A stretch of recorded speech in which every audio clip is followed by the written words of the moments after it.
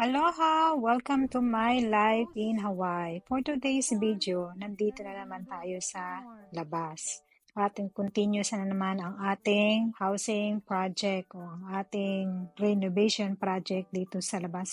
So for today, nandito pa rin tayo sa part ng ating sunshade. We are working on putting the pieces of wood para malagyan na po namin ito ng roof. So, ito po yung sunshade namin. Hindi lang po syempre basta-basta ang paglalagay ng mga kahoy na yan, ano?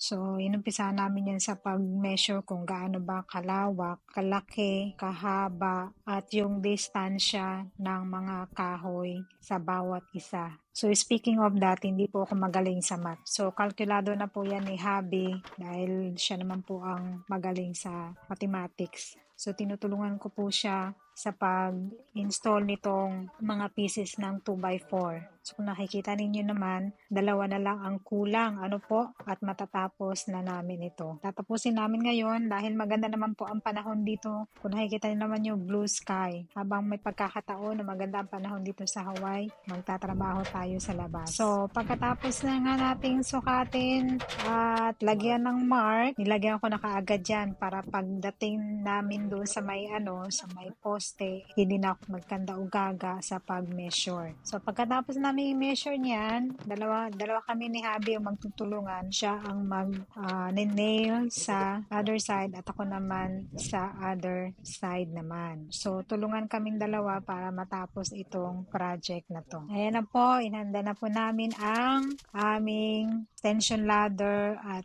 buti na nga lang po at magaan ito dahil sa kaliitan natin kahit pa paano nagagawa din naman, nakakaya din naman namin.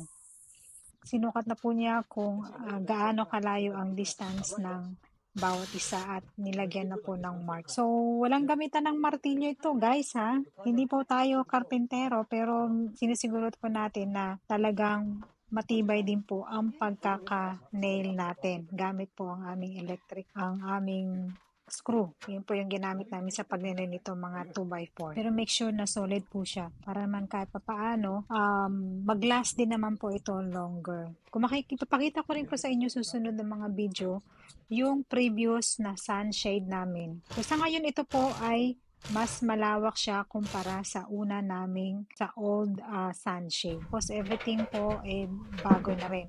Pati yung mga pieces of wood, ang pintura na ginamit namin ay bago. So, akyat baba tayo dito sa hagdanan at make sure na solid na solid ang ating pag-screw.